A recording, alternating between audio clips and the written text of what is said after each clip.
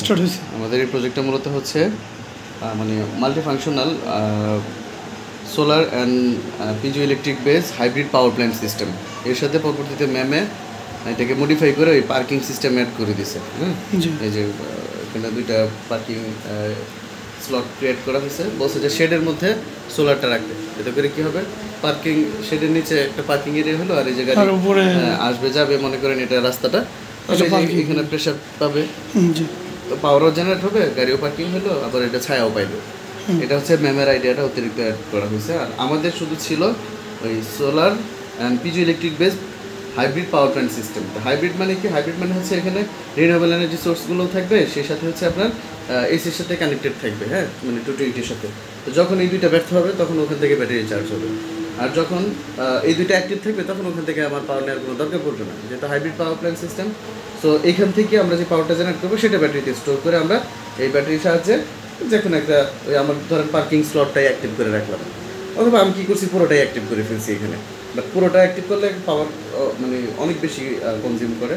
তো যার কারণে আমি সাজেস্ট করবো এখানে এক্সট্রা আমি একটা সোর্স কেবল দিয়ে দিছি টাইপ সি দিয়ে, যদি কখনো চার্জ করিয়ে যায় আপনি এটাতে চার্জও করতে পারবেন।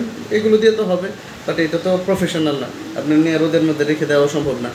সো চার্জ করতে হলে আপনার এখানে নাহলে আপনি টাইপ সি দিয়ে চার্জ করতে পারবেন, ইভেন এখানে লাগিয়ে আপনি এটা চালাইতেও পারবেন এই কেবল, এখানে টাইপ সি কেবল দিয়ে। আর এটা হচ্ছে আমাদের অন অফ বাটন, এটা আমাদের মেন মাইক্রো কন্ট্রোলার ESP32।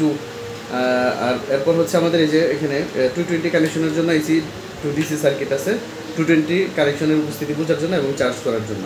আর এইখানে হচ্ছে আমাদের total circuit diagram, voltage divider circuit আছে, এখানে চার্জিং সার্কিট আছে, মানে total charging system and voltage divider system everything এর মধ্যে বিল্ড আপ করা হয়েছে। এখানে যেই ক্যাটাগরির রেজিস্টার ব্যবহার করা হয়েছে একটু ক্লোজ ধরেন, এখানে আপনার 100 কিলো ওহম মানের রেজিস্টার আছে, 10K মানের রেজিস্টার আছে। এরপরে 1 ওয়ে ইলেকট্রন ফ্লোয়িংয়ের জন্য এখানে 1N4007 ক্যাটাগরি ডায়োড ব্যবহার করা হয়েছে, রিলে ব্যবহার করেছে 5 ভোল্ট, এবং এখানে রেজিস্টার আছে 220 ওহম। এরপর আছে হচ্ছে transistor 1N40 BC547 NPN transistor. এই হচ্ছে আমাদের ওভারঅল কম্পোনেন্ট এক্সপ্লেনেশন। ও আরেকটা আছে এখানে আমাদের 16x2 ক্যাটাগরির LCD ডিসপ্লে, সাথে LCD ড্রাইভার দিয়ে দিছে একটা, এটাকে I2C বলি বা ইন্টার ইন্টিগ্রেটেড সার্কিট। এখান থেকে আমরা পটেনশিওমিটারের মাধ্যমে কন্ট্রাস্ট বাড়াতে কমাতে পারবো। আর এই পাশে আমরা গাড়ির মানে অনুপস্থিতিতে আমরা এখানে আমরা তার গাড়ি দেখাবো না, দুটো বক্স দিয়ে এখানে গাড়ির অল্টারনেটিভ দেখাইলাম। তো মূলত এখানে দুইটা স্লট ক্রিয়েট করা হয়েছে, দুটো ইনফ্রারেড বা IR সেন্সরের মাধ্যমে।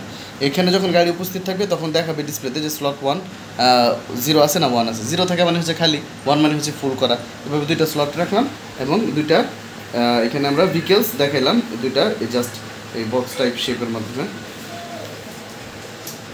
আচ্ছা, এখন এটা আমরা রান করবো। আর এখানে আমাদের পিজো ইলেকট্রিক আছে, এর নিচে পিজো ইলেকট্রিক আছে, এখানে এভাবে ধরে আমরা চাপ দিলেই পাওয়ার জেনারেট হবে, আর এখান থেকে যে চার্জিং হচ্ছে কি হচ্ছে না ডিসপ্লেতে স্ট্যাটাস দেখাবে।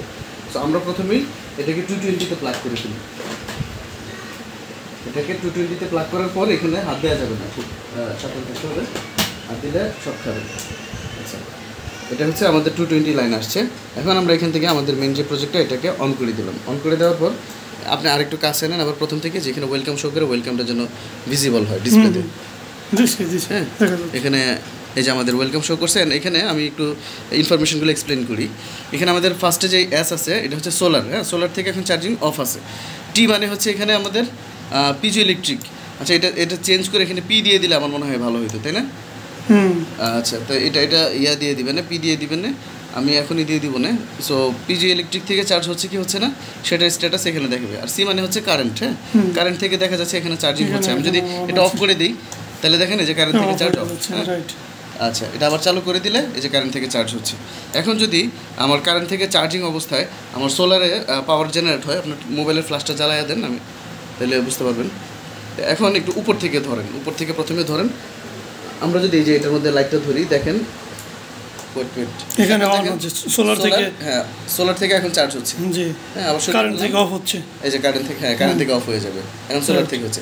একইভাবে যদি আমি পিজোতে প্রেসার ক্রিয়েট করি, দেখেন এই যে কারেন্ট থেকে অফ হয়ে গেল টি। হ্যাঁ, টি থেকে অন। টি মূলত টারবাইনকে মিন করে। এই রিলেটেড আরো প্রজেক্ট দিছি, তো এই কোডের এইটা চেঞ্জ করা হয় নাই, আমি এখন এটা দিয়ে দিব। হ্যাঁ, ঠিক আছে, ঠিক আছে। তাহলে টি এর স্থলে পি হবে। সো আমাদের পিজোটা যখন আমি প্রেসার ক্রিয়েট করছি অন হয়ে যাচ্ছে, কারেন্ট থেকে চার্জিং সিস্টেম অফ হয়ে যাচ্ছে।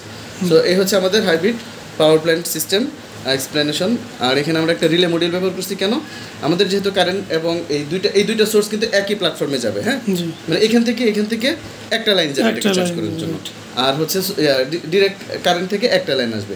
সো এইটাকে সুইচিং করার মোডটার জন্যই আমরা এই রিলেটাকে ব্যবহার করছি। রিলের মধ্যে আমরা নর্মালি ক্লোজ এবং নর্মালি ওপেন আছে। সো নর্মালি ওপেন এবং ক্লোজ দুইটা প্ল্যাটফর্মে আমরা কমন থেকে ব্যাটারিটাকে চার্জ করতেছি। সো কমনের সাথে একবার নর্মালি ওপেনটা ক্লোজ হয়ে যাচ্ছে বা নর্মালি ক্লোজটা একবার ওপেন হয়ে যাচ্ছে। সো এইভাবে মূলত এই প্রত্যেকটা প্ল্যাটফর্মে কী বলবো, ওই যে আমাদের হাইব্রিড পাওয়ার প্ল্যান্ট সিস্টেম কাজ করতেছে। আরেকটা বিষয় যেটা S1 S2 কি এবং বি মানে কি, এই বি মানে হচ্ছে এখানে আমাদের ব্যাটারি স্ট্যাটাস।